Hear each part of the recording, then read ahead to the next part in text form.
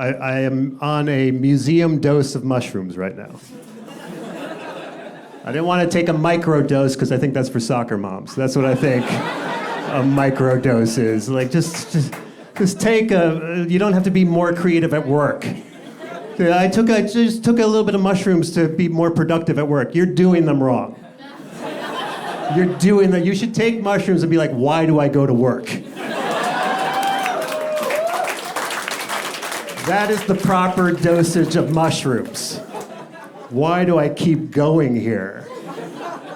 And also, everyone nowadays is doing like in these clinical settings to treat therapy or to treat anxiety and PTSD, and like it's white walls and we blindfold you and there's a person there holding your hand. I'm like, that's fine. You can do mushrooms that way. Or you can go to the woods with your friends and take a heroic dose of mushrooms and be connected to the universe. And I want to advocate for that too.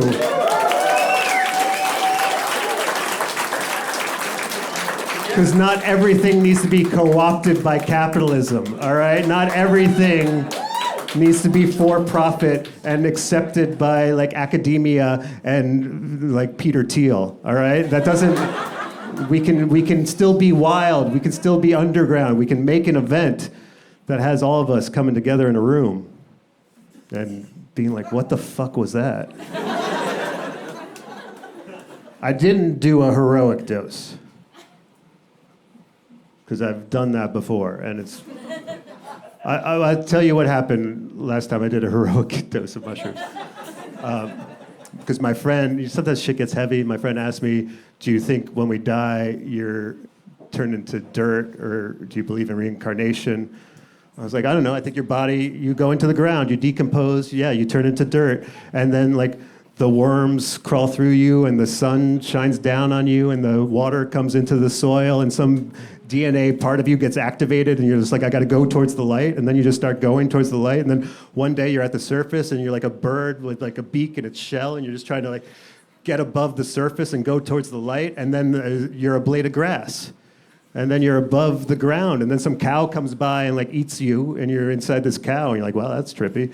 And now you're inside this cow, and then one day that cow gets slaughtered, sorry, and it gets turned into a hamburger though, and then served at a diner, and some little kid takes a bite, and all of a sudden you're inside this little kid. And so it's like, do I believe in reincarnation, or do I think you just turned to dirt? Yes. All of the above. What? Don't make me choose. Why are you making me choose? Because that's what we all want to keep going towards the light. We just have that in our DNA, this desire. And also, it's like when you're dying, people near-death experiences, they always talk about like there's a tunnel, there was a light, and I felt like I was being pulled towards the light, and that's what it feels like to die in a near-death experience.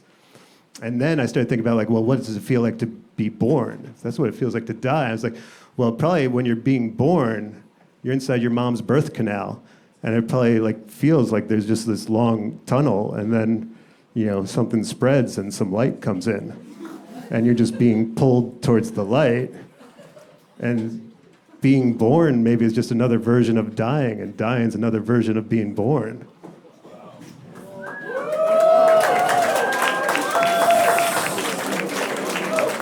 And we keep thinking it's going to end or it's going to begin, but it's always just going, and it's just on you to decide when you want to be present.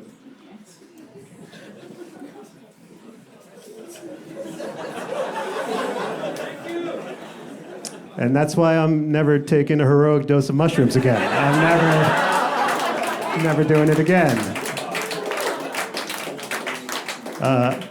But they've given me the light, so I'm going to go towards it. Thank you so much. I love you. Good night.